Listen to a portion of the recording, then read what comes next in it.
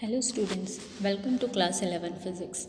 In this video we are going to discuss Newton's second law of motion of chapter number 5, laws of motion. Write and explain Newton's second law of motion. Newton's second law of motion states that time rate of change of momentum of a body is proportional to the resultant force acting on it. This change is in direction of resultant force, that is change in the momentum with respect to time is proportional to the force, and the direction of the force is the same as that of change of the momentum. Let the resultant force F act on a body of mass m for delta t time interval. During this, let its velocity change from v to v plus delta v.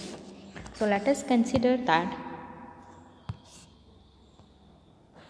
force is acting on an object whose mass is m. So initially the velocity of the object is v, and after some time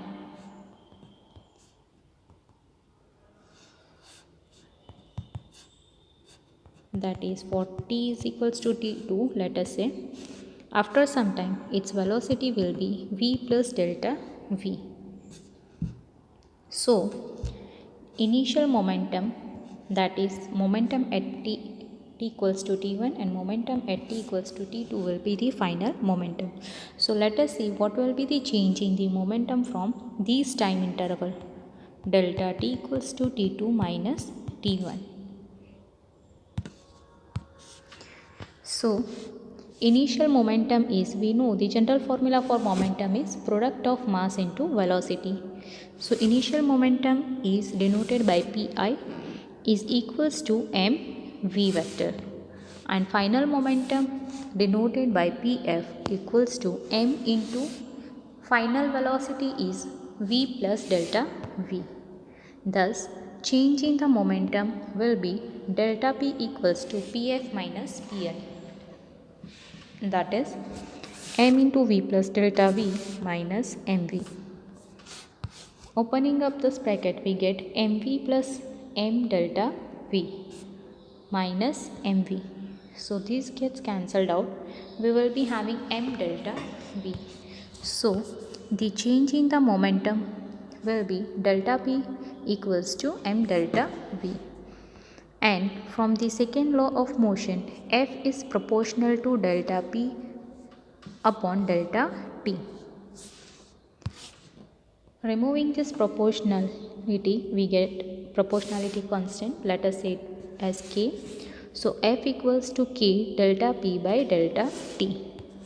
Now taking this time interval as small as possible, that is limiting delta T to 0, we get F vector equals to limit delta t tends to 0 k delta p upon delta t.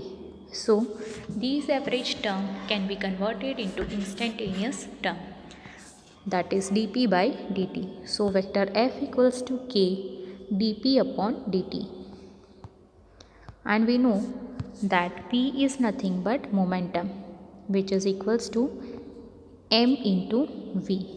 So substituting p equals to m into v, we get F equals to k dmv upon dt.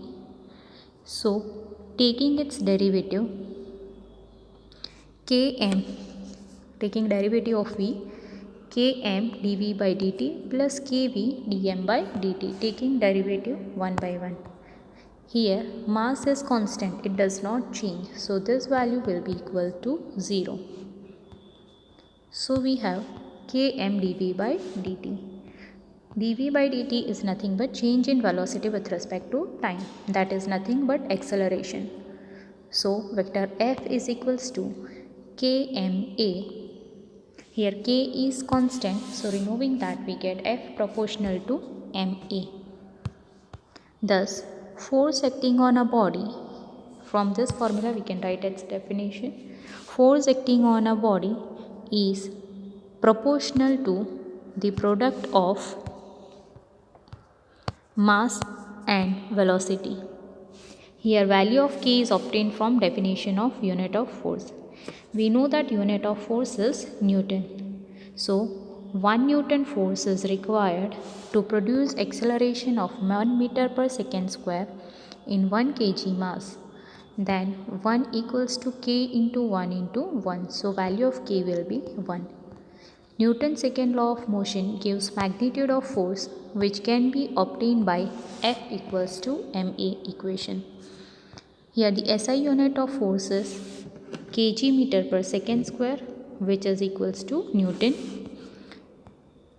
and in SI unit system, and CGS unit of force is gram meter per second square, which is called dyne. So definition of 1 Newton force is force which can produce acceleration of 1 meter per second square in a body of 1 kg mass is called 1 Newton force.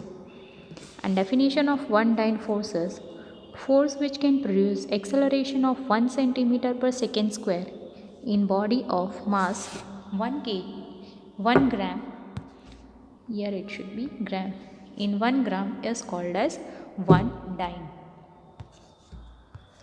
So student, you may note down this theory.